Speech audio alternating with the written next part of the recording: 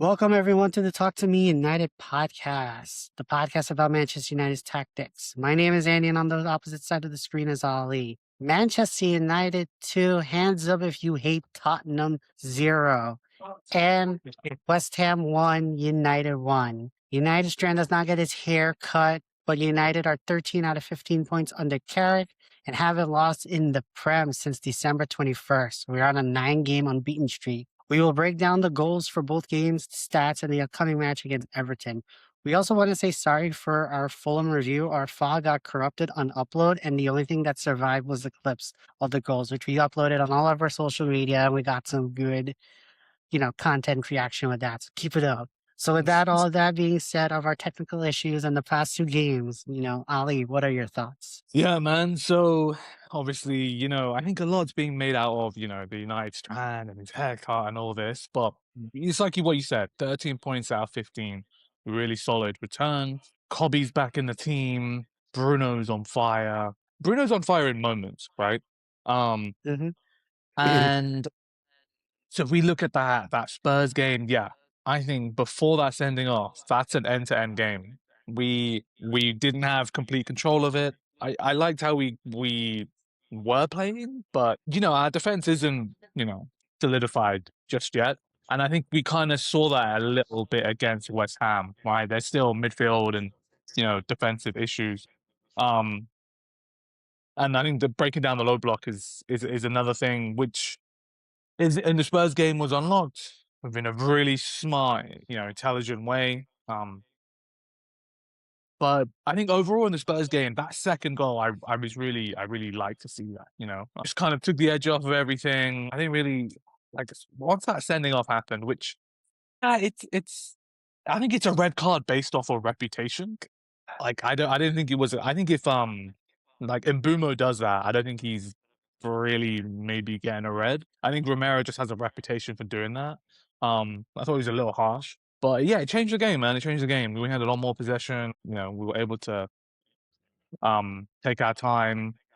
I'm really liking the triangles that we're playing all over the pitch. I liked it against Spurs, but again, we had a man um, down, like a man on the other opposition down. But so I was at the West Ham game. I was at the West Ham stadium where the West Ham fans were, and I was first of all, I actually didn't think we had a lot of control in that game. Right, I didn't feel we had a lot of control. I thought West Ham played some good stuff, but when we did have the ball, man, those triangles all over the place. Now that's great when we're building up, but when we want to get bodies in the box, we almost have to be so incisive in the passing, as opposed to having loads of players in the box and then making an impact. Which, funny enough, was how Sesko got his goal. And I texted you at the game. I said Sesko needs to come on, and but no, I'm not going to criticize Carrick and the backup staff too much, but I think he came on too late.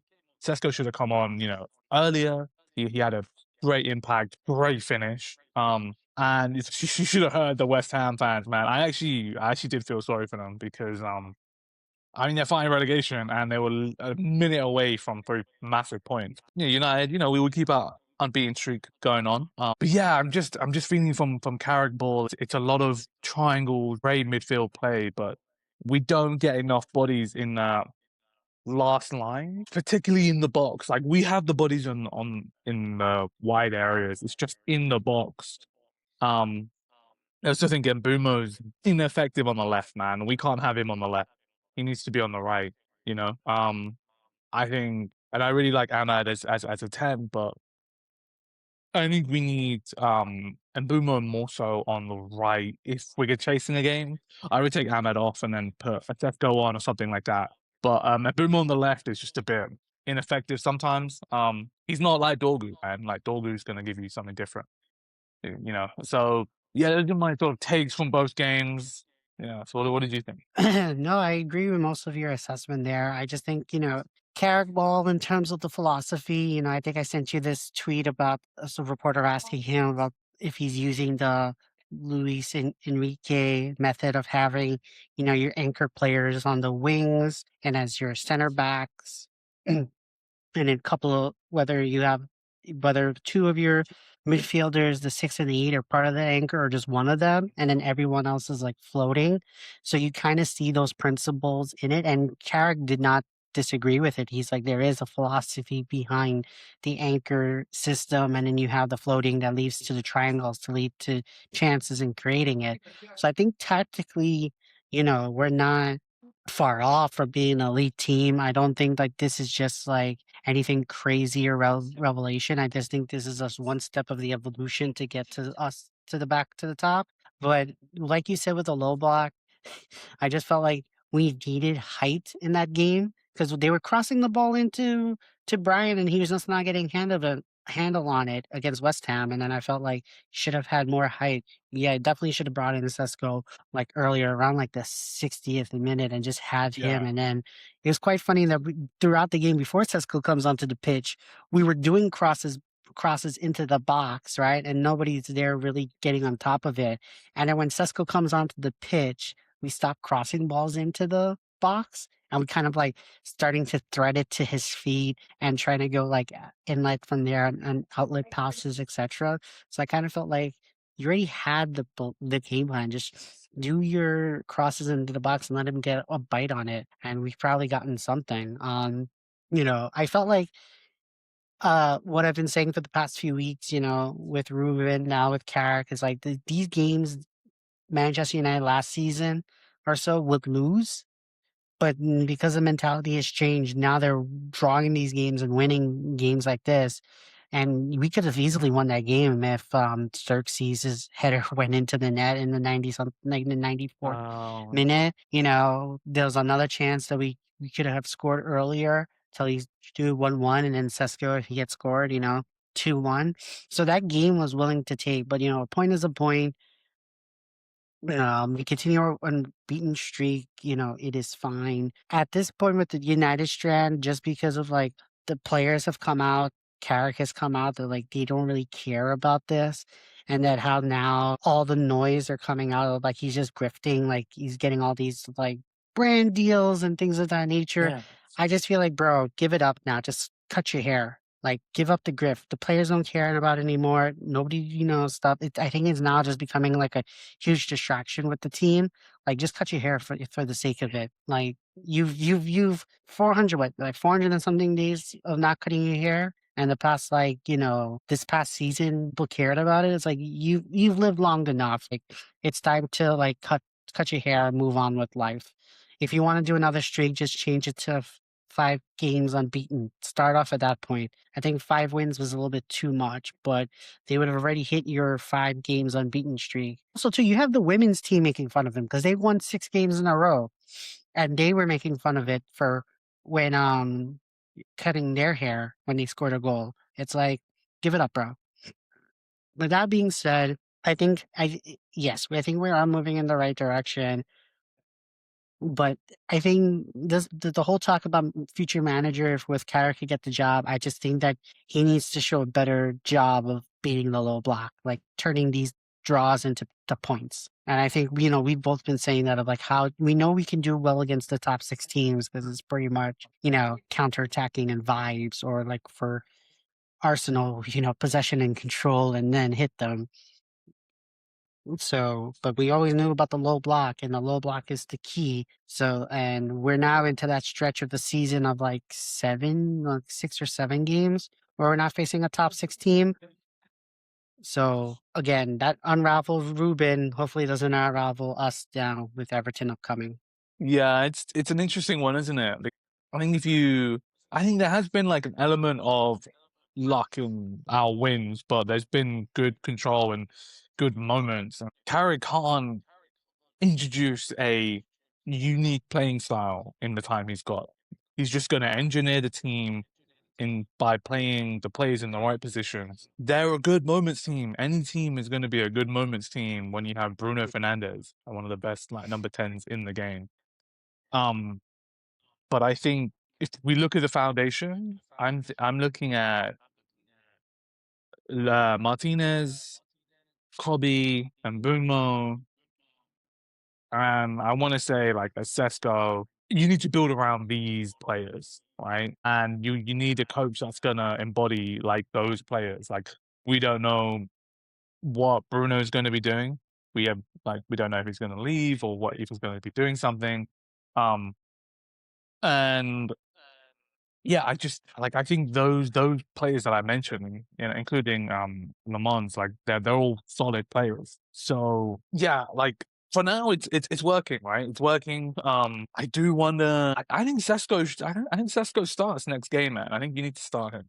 And I like Ahmad, but and you know what? This is a tricky thing. Like, I think Ahmad is probably better against a low block, and Bruno is better at like running in behind, right? But and Bruno is so efficient. It's like, which one do you drop? And I think I know and I would rather have Cunha on that left. So, I can't believe I'm saying this, but like, why don't you try something without Bruno and just try Sesko, Bruno, Cunha, Ahmad, you know, and then you got Mbumo to come on, right? I don't think he's gonna do that. I think he probably drop Cunha or Ahmad. But I think Sesko needs to start, man. Like he's just an all-round, like decent striker. And he adds like a lot of defensive solidity from set pieces as well. And the game is becoming so set piece driven. So yeah, I think maybe a couple more tweaks. But I just really am enjoying the midfield, like ball possession and like progressing of the ball is man, it's so nice. Like seeing it live, man. I can't tell you. Kobe is oh mate, he's an absolute gem. Like the way he just like passes the ball, threads passes in. He's incredible. And Cass is just like so intelligent. It's really great to from because I just love watching the game from a midfield perspective. So that's been great. So we just need like the next evolution. We talk about Luis, you know, Enrique's or you know these other systems and his whole system changed when he had João Neves and Vitinha, like two quality midfielders. So you get a couple of those around Kobe, and then you're gonna see, you know, some fruits of your labor, hopefully. Sorry, I've been trying to keep them away. No, it's all good, man. It's all good. Hold It's on, fine. let me deal with this and then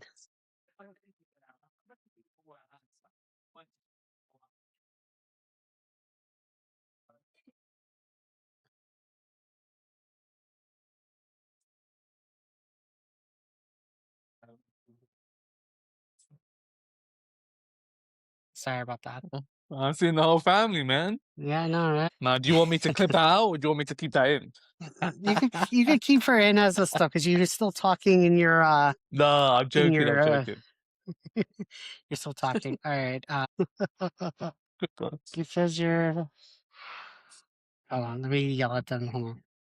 So let me I go back and like I'm gonna pick up where you left off with regards to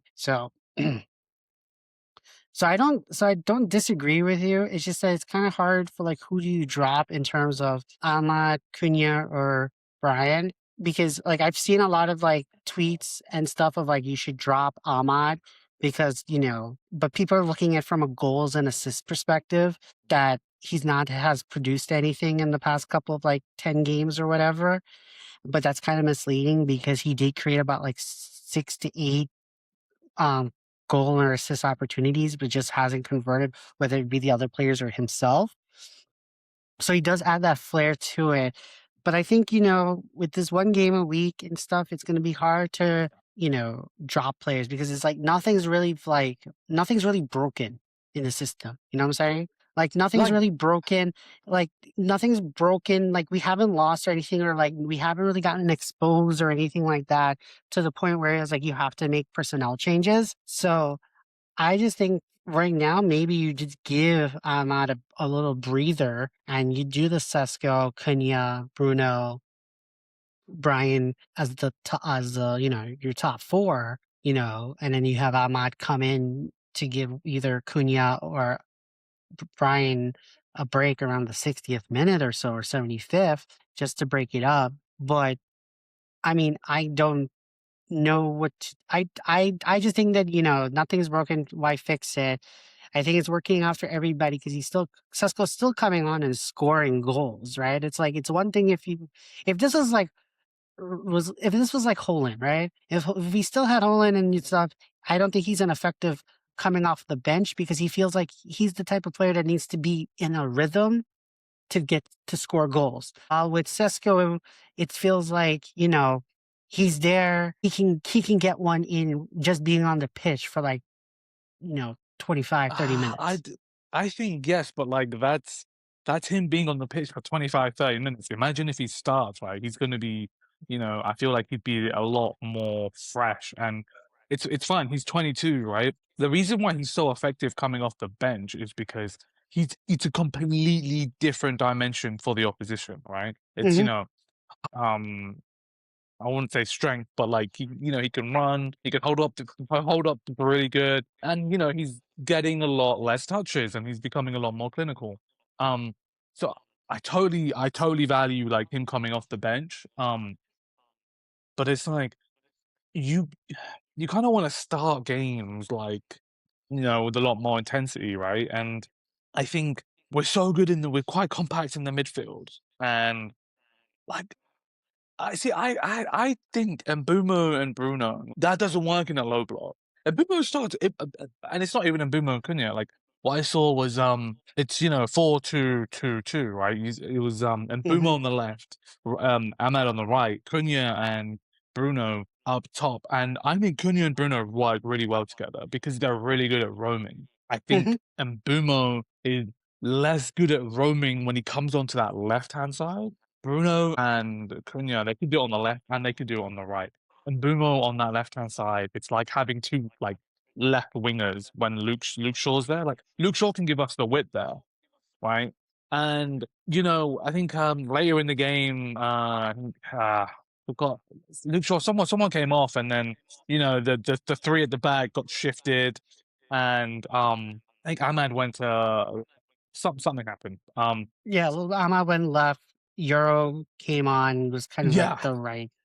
Yeah, Mhm. exactly. So I think Dorgu is so different to Mbuma on the left because he gives you threat, like going to the byline. Like Mbuma is kind of Mhm. like, what do I do here? He's not a natural like left-sided player, like when it comes to an attacking percent, which is weird because he's He's got a great delivery. Yeah, because he feels like he's just more like the inside forward, wants to creep in on the top of the Yeah. box, to shoot on his foot, while Dorgu and Ahmad just would penetrate and go to the byline and do the crosses or do the cutbacks and things of that nature. Yeah. They're more Yeah, aggressive on the one on Ahmad could one. do both. Yeah, Right. That's Ahmad can true. do both. He can come inside, he can go around the outside. Hmm. Dorgu, he's more of a just get to the byline. Hmm. But there was times I saw it against Spurs and I saw it against West Ham. I'm just like I saw more against West Ham. I'm just like Mbeumo and Luke Shaw, like they're in the same spatial Zone. proximity. Yeah, Hmm. and it's just like you're both occupying the same space, and we don't need that, right? You want to make the pitch as large as possible, and then penetrate from different angles. And yeah, so I this whole stat thing, like Ahmad's like, to me, and it kind of contradicts what we're going to go through because it was Mbumo's delivery into Tesco that scored the goal. But you know, He was look, on the right. Mbumo, yeah, he was on the right? But like Mbumo has a better delivery than Ahmad. But I think in terms of like dribbling and penetrating and both footness, Ahmad's better. So look, you can start Mbumo absolutely, and then bring Ahmad on. Um, yeah, I think Mbumo is the more senior player. Been playing well, but don't disregard Amak just because he doesn't have the stats, man. Like Right. he's been playing well, and it's just like Bruno, like he has the stats, but there have been games he's not been playing well like the entire game. But he's Hmm. so valuable because in those moments he provides something. And I guess Emma just hasn't got that yet. But yeah, and I think Cunha just works really well in the system, and he just has to start because he can go left, he can go up top. He's a really intelligent player. Yeah, he can be a little frustrating sometimes, but yeah, I you Yeah. got to start Sesko, man. Got to start Sesko, and No, I don't disagree. It's just, I can't justify dropping Ahmad right now unless you drop, one of the other people, Kenya or Ryan. And then but to your other you point said in terms, you would drop Ahmad, but to start Boomer. no, no, no. But I mean, I was making the argument of like, okay, if you wanted to play Sesko, right? If you wanted to play Sesko, drop Ahmad. Uh, But again, I said that, nothing is broken. Why fix it? so I think it is We broken. haven't. I think it is broke because we should have we need to be winning games, right? We need to get back to um and I think we against West Ham, it was predictable. We played the same way we played Mhm. against Spurs. And I think this is like I think and I Carrick's kind of caught in between like a rock and a hard place because he's like he's gonna say exactly what you said. It's not broken, don't fix it. But it's like this is like the Premier League. People are going to analyze you and they're gonna see this is how they play, Right. right? If you start Sesko, you're gonna play differently. And I think you wanna be unpredictable and certain. You wanna have different play styles. And I don't know. I think we give I think I would like to see Sesko start, man. Like I just want to see Right. what that's like. You But know. so then this kind of goes back to my point I was going to make with regards to Carrick.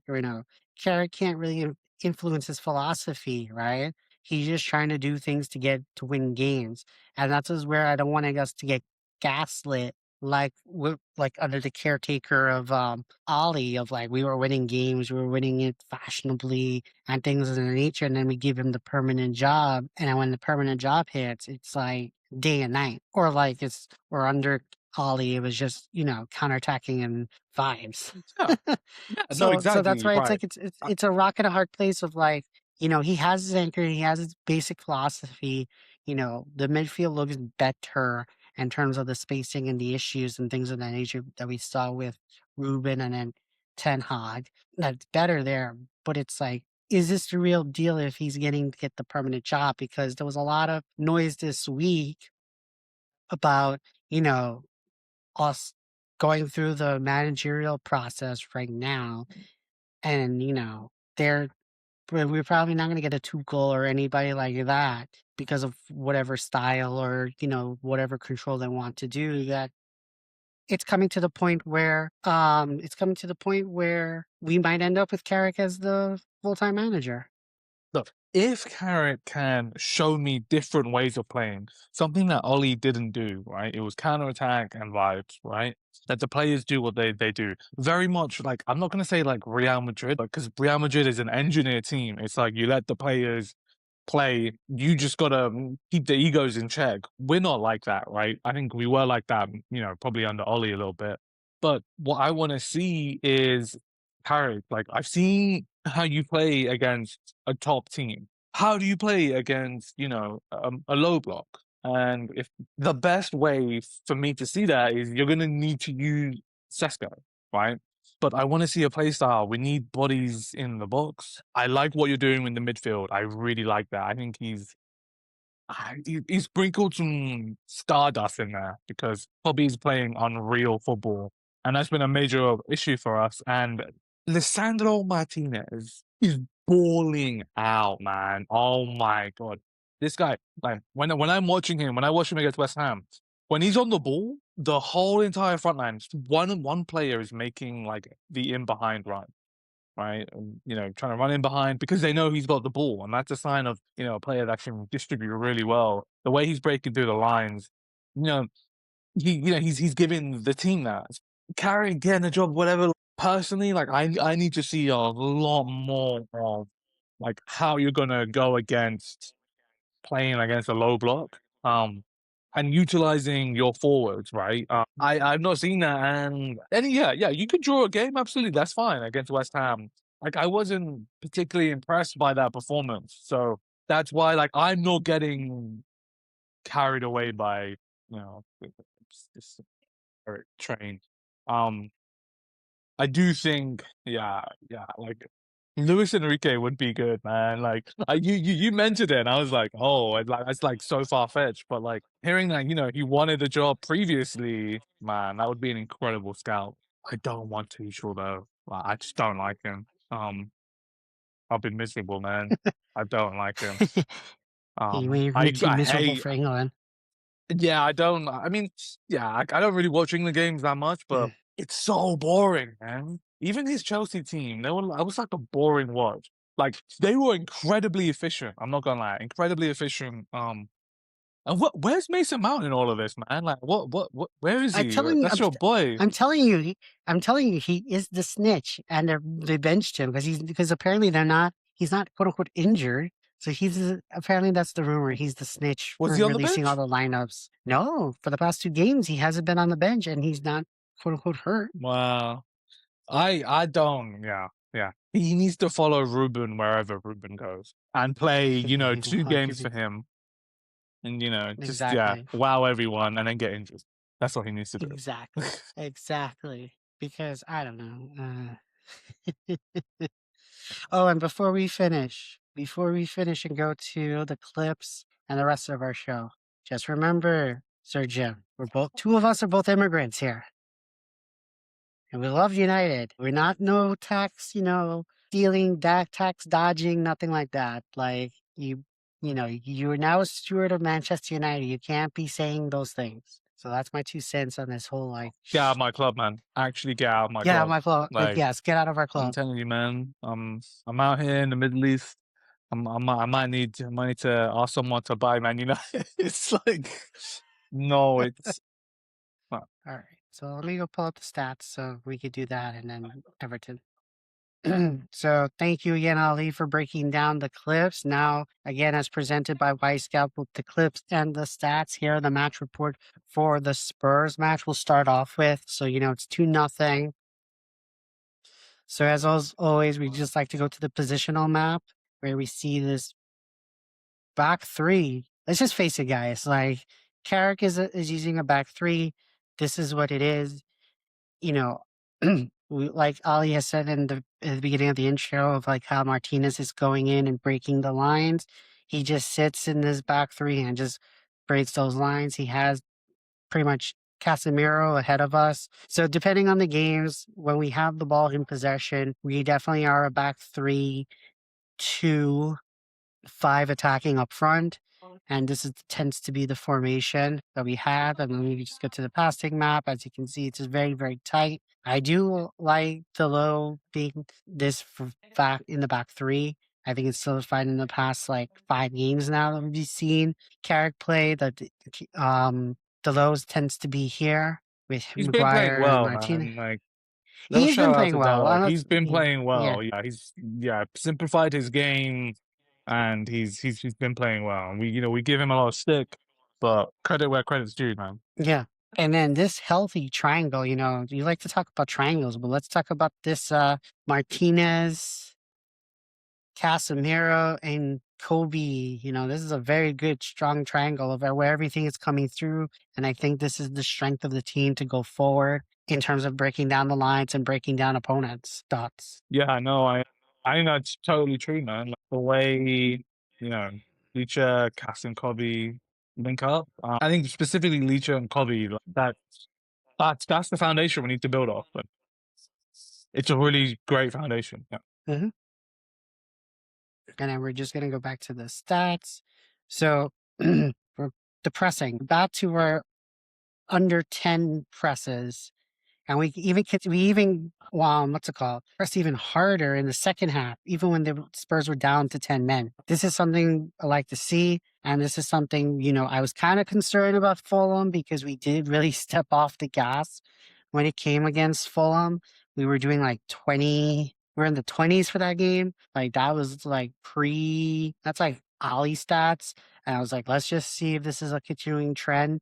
But it's good to see this is back of like the pressing. And when we go to West Ham stats, it's about the same. And our famous XGs, we out XG Spurs, which is kind of, as expected.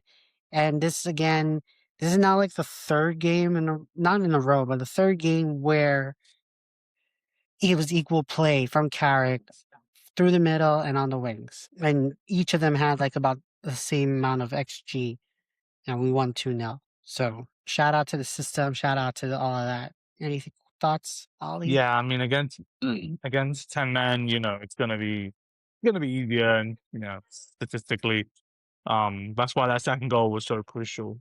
But yeah, What a beauty it was. And look, we talk about 10 men. We couldn't beat 10 men Everton. We lost that's that very game. true. And That's a and then Yeah. and then when we were what's it called?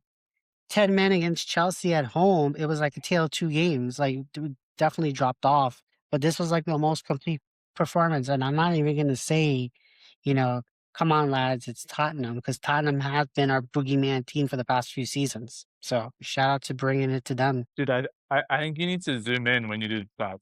I forgot to mention that, yeah. Yeah. That's right, sorry, let me do that for so that was the stats for Spurs. We'll jump right into it for, West Ham.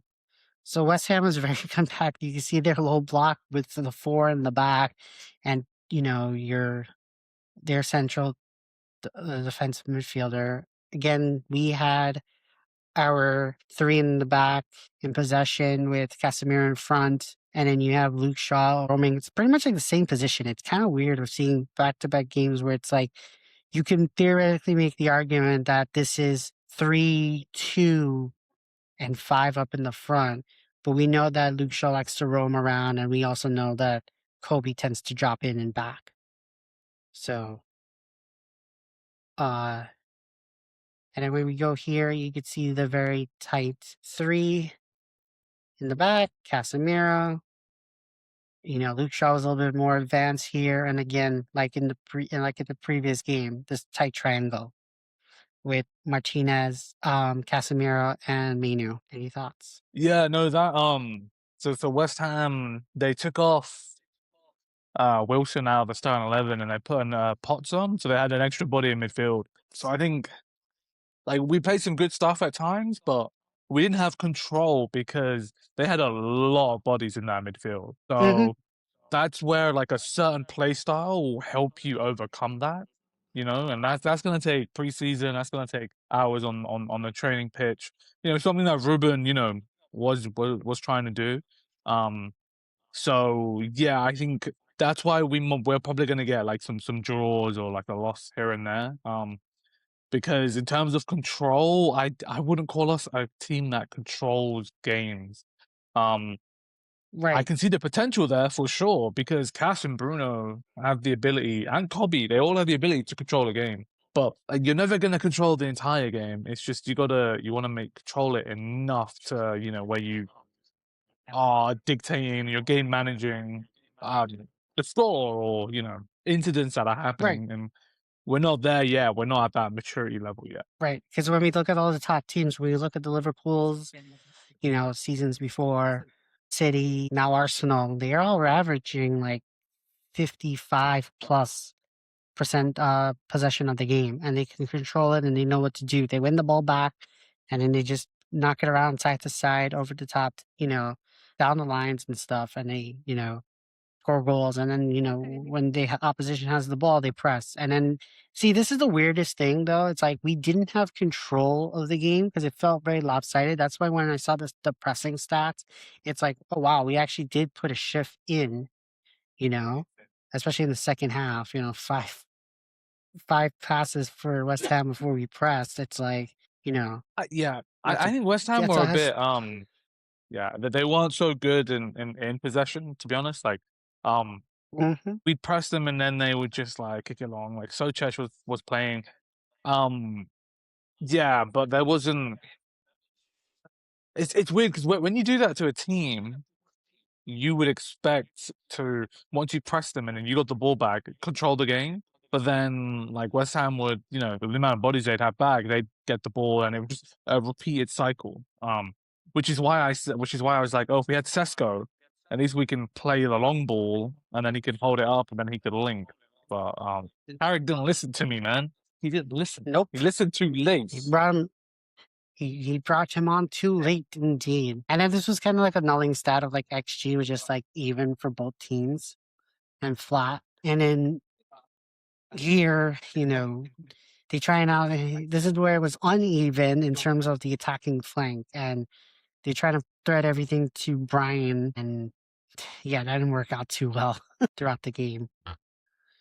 But nothing too crazy here. And then I think this is just another stat to show of like we still don't do well when we have a lot of the possession. We don't know what to do with the ball and how to break teams down. So this is just a continuing theme for this season and last season essentially too of when we have all that possession, we don't know what to do with ourselves. Well, I think it's different to last season because when we have the ball now under Carrick, it is definitely, let's knock this ball about, and, like, Mhm, they're playing some good stuff. It's just it's that last third, um, mhm. I think they almost wait for, like, a very incisive ball, and those are hard to play. Like, think of, Cunha's goal, against, who was it? Where he hit it in the roof of the net.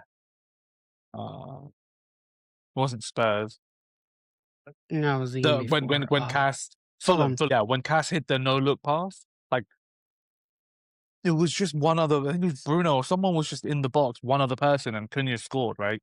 So they were knocking it around really nicely, but it's very incisive, like, play, like, to me, that's a low percentage, and you think about Mhm, Arsenal always play high percentage football, like, to a ridiculous level where, it's that's almost like set pieces. But, like, City are really good at it, I think, like, they'll have only Haaland in the box, and then they'll overload one side and switch the play, and then before you know it, like, they're kind of onto you. So, yeah, I think City do it quite well. We just haven't evolved to that last line yet, and I mhm, think we're just playing with low percentages at the moment. right. And then the last point I wanted to make is that, under Carrick, I've been looking at the stat. I just wanted to make sure, but looking at the stat with Martinez, 106 passes, 99%, 99 of them were accurate. And then against Spurs, 100 passes, 94 were accurate. So we're just looking at everything is like running through Martinez. Like Martinez is like the quarterback of this team, of like whether to break down the lines, balls over the top, or just trying to get it out to the mids, out wide to get to the forwards. This is the one thing about Carrick's system of having Martinez. And I guess this is the reason where you have like, let's be real, Martinez is a midfielder turned center back. He's not a center back by trade. He's a midfielder. And it's good to see Wait, that you is have a that where he started? yeah, he was a midfielder. He was a midfielder Oh, before playing in Argentina, then Ajax, right? And then Ajax then well, went under Ten Hag, took him into putting him in center okay, back. I didn't. And then and then the summer that we got him, he was going to go to Arsenal, right? And Arteta had wanted to play him as a left back. He can play left back as well. Well, yeah, yeah, especially Arteta's left Mm, back because they right, come so in right. field. To come so in field Yeah, and can play the yeah, ball. Yeah. and it's And like that's why I've we been could also saying, see man, it's crazy, isn't it? Under Ten Hag, like, imagine what he could have solved, and he's like actually played him there long enough, man. Like, I think if you put him next to Cass and you had, like, Kobe and well, Bruno technically he around. did. Technically, Ten Hag did that because he would have Cash drop in to make the back three with Oh, but no, I don't Martinez, mean that. I don't Cass. mean that.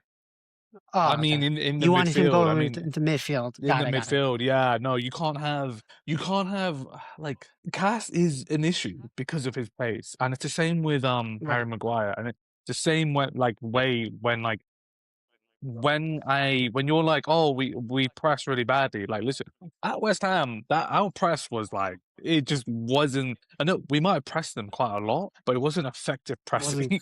I was like, right. and again, it just goes back to, like, can you press with Cass and Harry Maguire? Like, they're too slow. Um, they don't have that pace. I think they have more experience and intelligence. Yes, Cass has so much of it. He knows where to be on the pitch, but that's why you bring Euro on, right? That's why you took Harry off because, you got a bit more pace going back and you can Hmm. throw an extra body forward.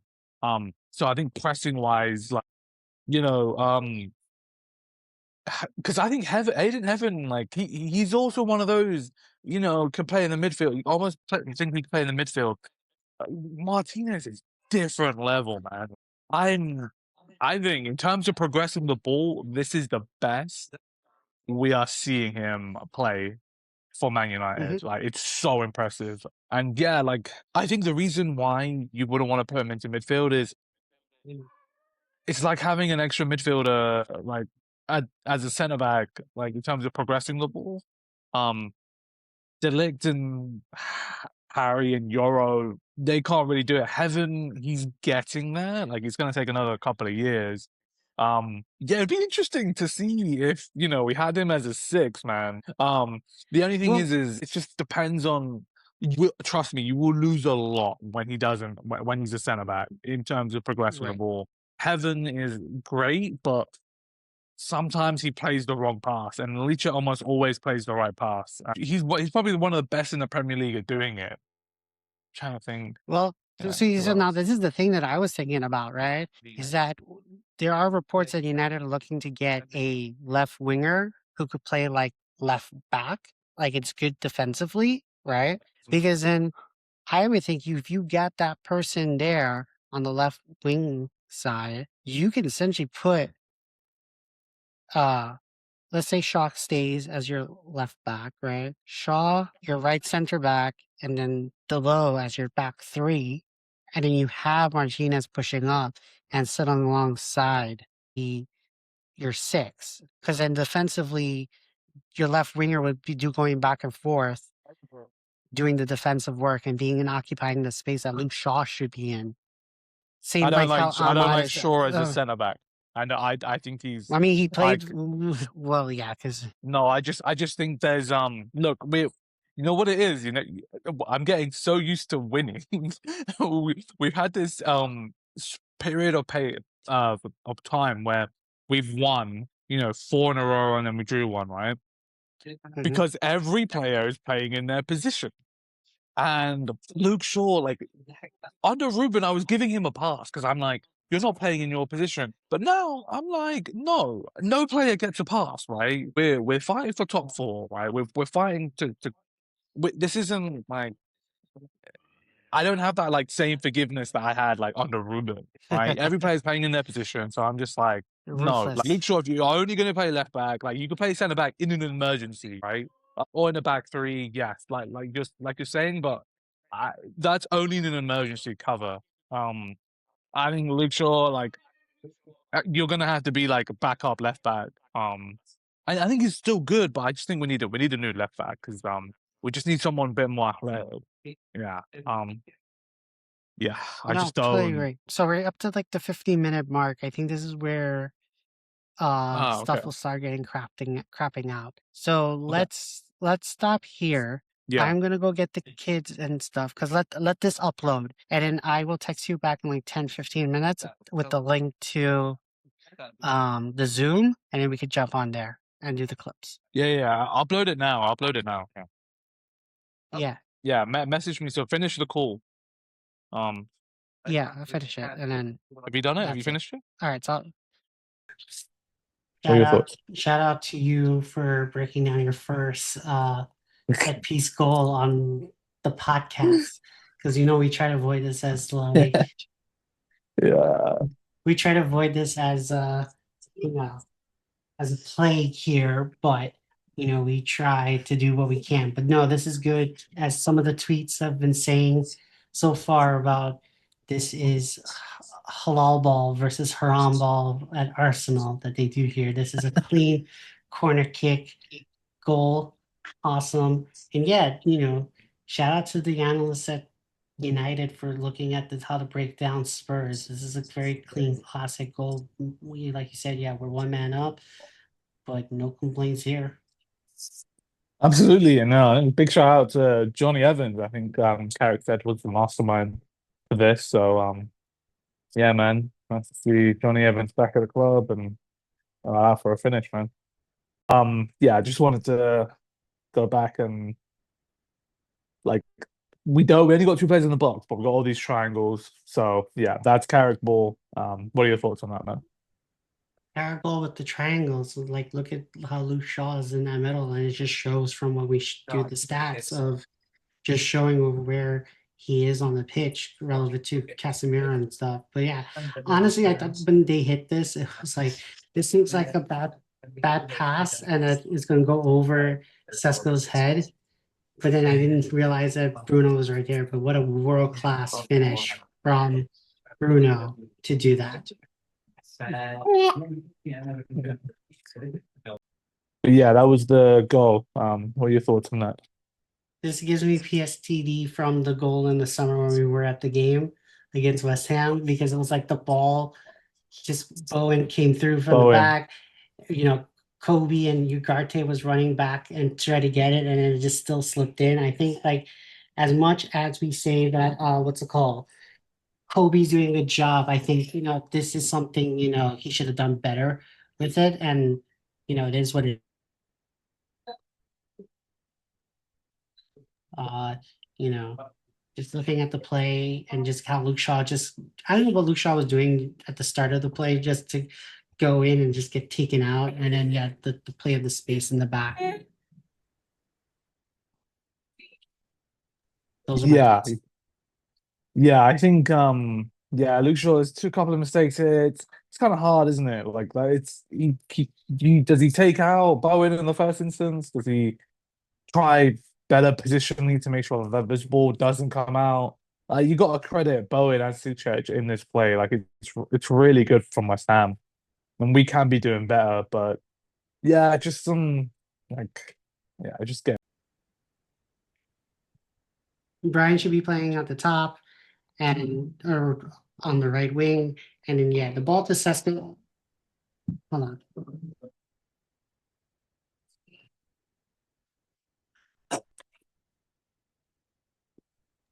And the ball to Sesko is world class. I think that this is a good goal. And yeah, I agree with you of Sesko should start, but again, who are you dropping?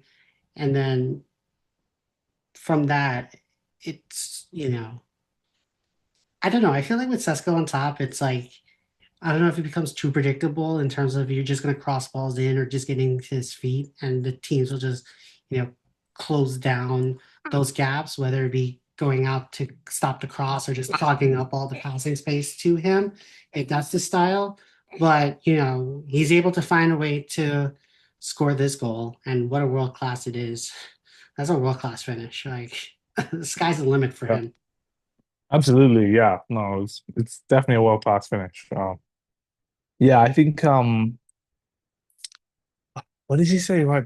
What did you say right before Oh, about the spacing. that?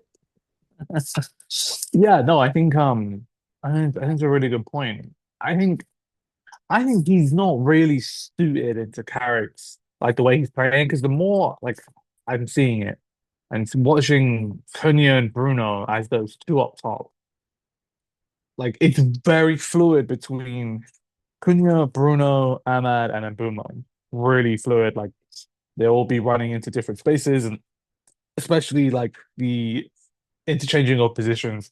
And I think Sesko gives you more of a focal point, and there's like pros and cons with that. And I think Carrick's trying to probably address his midfield issue, you know.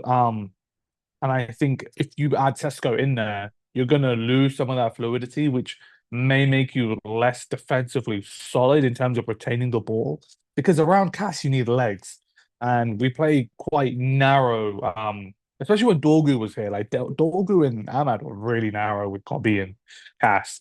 Um, so and then Bruno and then Bumo were, not too far off, so in front of them. So yeah, I think Cunha is like really intelligent playing with Bruno. So I wonder if they've worked on it enough for Sesko to be up there by himself, or along with Bruno, and whether they'll lose some of that like fluidity by having him in there. And Carrick is probably like, I just like you as a sub option right now.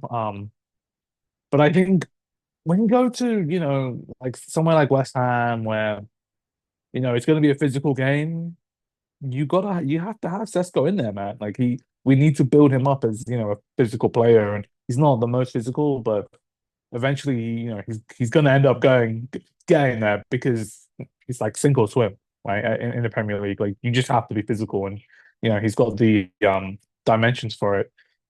So yeah, just I would just like to see it. Like, would it be right for Everton away? Yes and no. I think, we can have Cunha and Bruno and just go with it again. And have that like fluidity with our top four, with our, four attackers, or we can have a base, a foundation. And that's where Lamont comes into play as well, right? Like, He was playing out. A couple of he hits these kind of like crosses that are like they're not high. He doesn't get sometimes he just doesn't get high on these kicks. It's too low for me. I don't like it. Um and I get if you're passing out to one of the wing backs or one of the full backs or wide midfielders, you can do that, but he does it in the middle of the pitch, and I'm just like, no, don't just get some height on it because if you don't hit it with height, it's gonna come right back at you. And there was an incident that happened. Um, I think it was like the first couple of minutes, actually, it was a bit of a shaky start from him.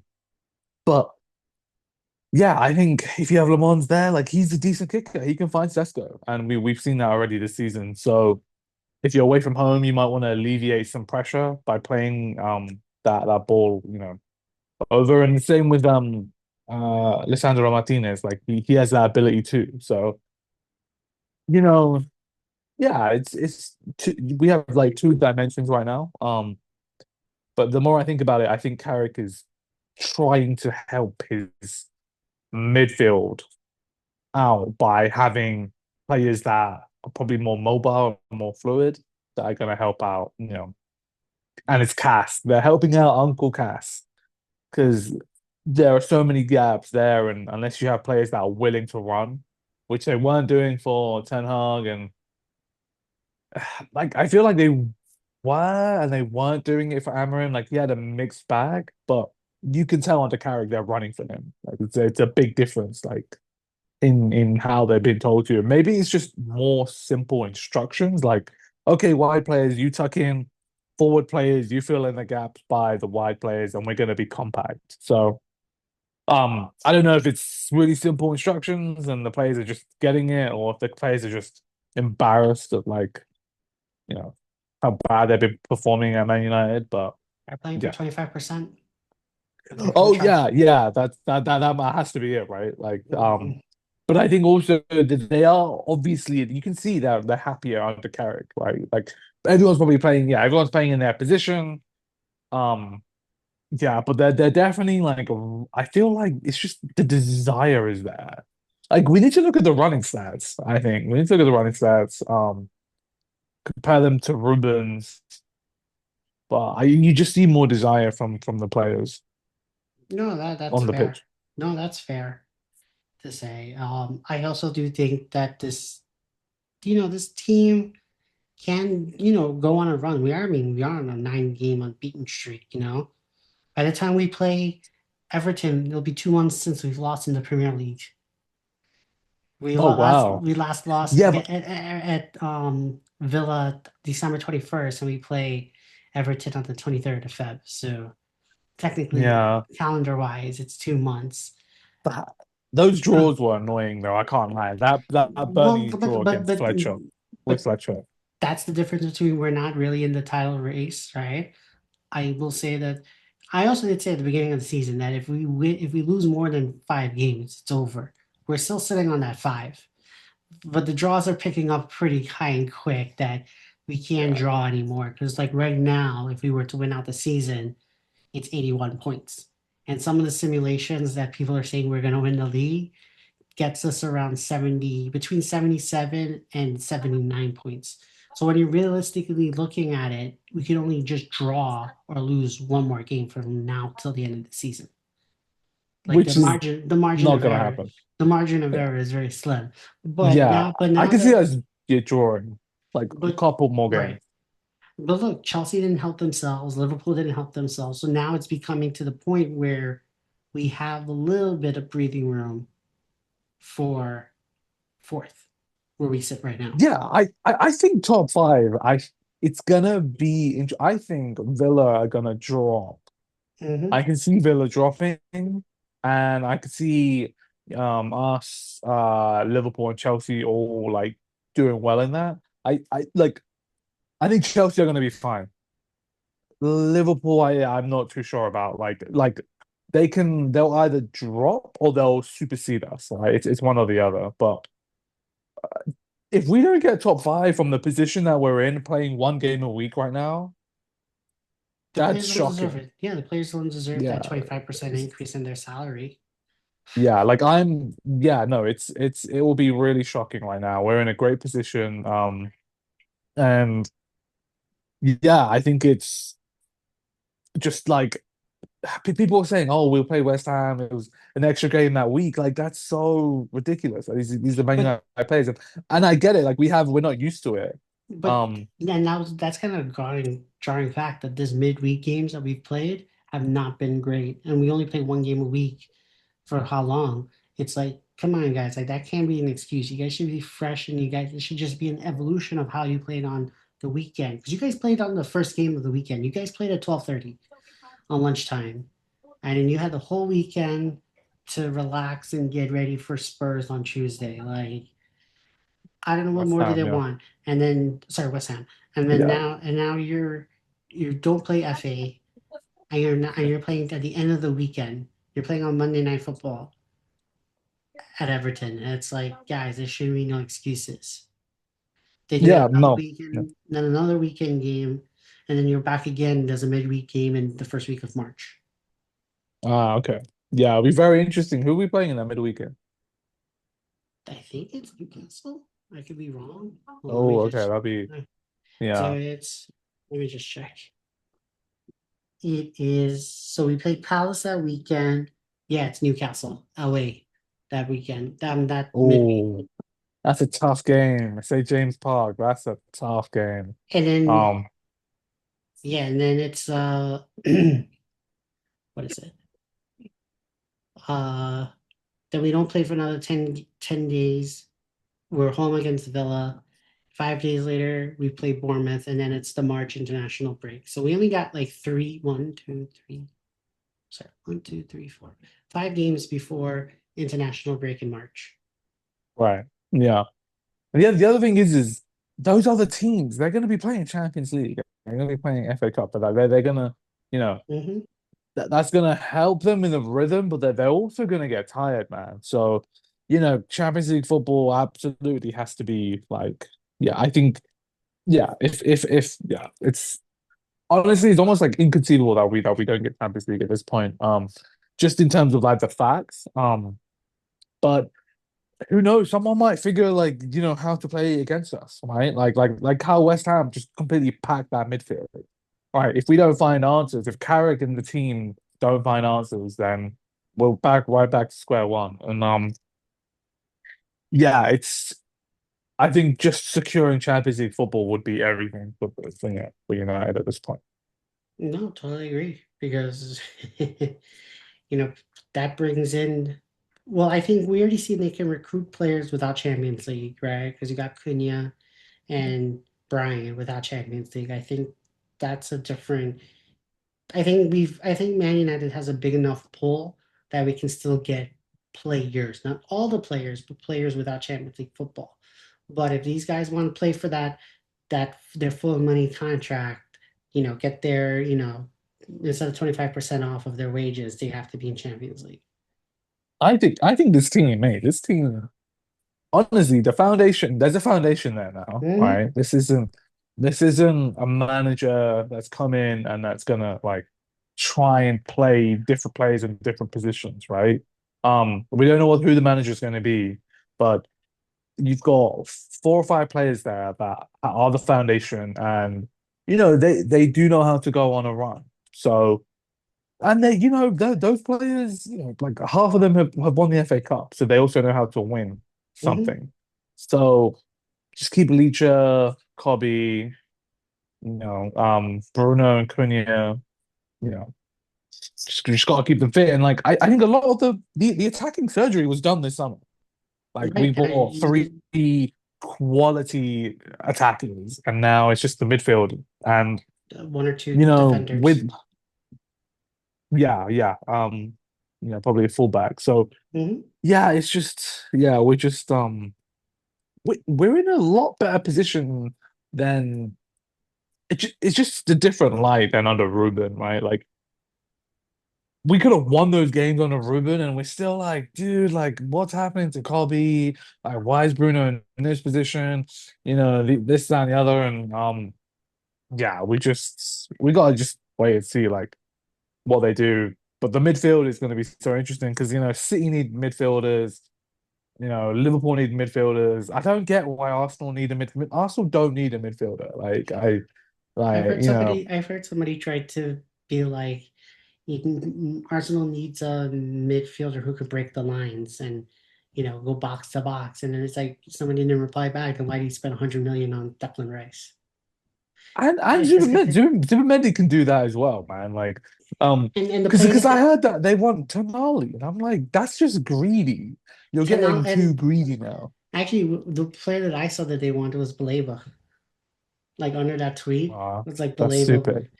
would be the perfect Yeah, fit. no, I honestly, dude, Sandro Tonali would completely change this midfield. I don't think he'll come to us. Um, uh, but that would be incredible. Like if we could get back, because I think City are looking at Anderson, man, and Wharton. I heard that City is like a done deal with Anderson. That's annoying. That's so annoying. But I can see But why, man. Like, but like I said to you, of like we need Baleba as the six, and then if he is Kobe Renaissance is there, he saves us. Like I know we did the stats and broke it down that Anderson can be play as a six, but I feel like he's better off as a eight-ish yeah, no, he's hybrid. definitely better off than And yeah. right, but if you already have Kobe there in the eight, there's no need to have both of them unless you're playing with both two eights. Yeah. And then It's weird because I think Rodri, depending on how he's gonna like how he's going to be this season, like Wharton at City, he completely cooked, man. He completely cooked. Like Wharton is one of the best progressive. See, we know what Leacher does at like centre back. Wharton does that in midfield. mm, Like he progresses the ball like that, and there are very few players that can do that in the Premier League at the pace that they do it. And but he doesn't have he's the he's English legs. too. He doesn't have the leg, but like that's what I'm saying. You don't when you're at City, you need one or two players that have the legs in midfield. Like because Semenyo's gonna do running. You know, Bernardo Silva, he's probably gonna leave, but he does the running. And then the rest of them just have the ball. Mhm. And that's why like I think Wharton just he suits like a Barcelona City type of team. Like Real Madrid, I feel like you have to have a bit of a more of a bite about you. Same with Man United, and maybe Arsenal as well, right? But like City and Barcelona, those teams that they just dominate the ball. Like you don't need to have legs. And that's why I think Wharton cooks at City. That's dangerous, man. Dangerous. Well, hopefully they get relegated by that time with all their 130 something charges. I'm like, yo, if that's what I'm like hoping Forest get relegated. So I'm just like, oh, maybe we can get Anderson. But yeah, I think he's going to City. Uh, no, it's It's an interesting couple of weeks, but we have Everton on Monday Night Football coming up. You know, Everton, we lost to them 1-0 with 10 men. They had 10 men, sorry. We had a full squad. So it should be fun. I think Moyes will bring up to the challenge, but I think, Carrick might have something up his sleeve, and hopefully we get 3 points and continue this to Champions League run. Um, but yeah, that's it for me in terms of, this whole league. I don't know. It feels like it's turning out to be a better season than anyone thought because nobody knew what was going to be. Like like when in the summer it was like basically either we're going to win the league or get relegated. Like there was no in between. dude, we were And not gonna win the league, man. It or was finished right, top eight. It was top eight. Like, yes, I think it's what we didn't realize was Liverpool and Chelsea drop off massively. That and Newcastle. I mean, we should have expected a Newcastle drop off because every time they have Champions League, they drop off. right. And it's Um, done. but yeah, but like their first 11 is a great first 11, right? It's an incredibly stacked, tenacity, energy, which is why people are like Eddie Howe, can he do it? But I'm like, if he can't manage the Champions League and the Premier League, like how good is he, right? That's the type of level we're looking at.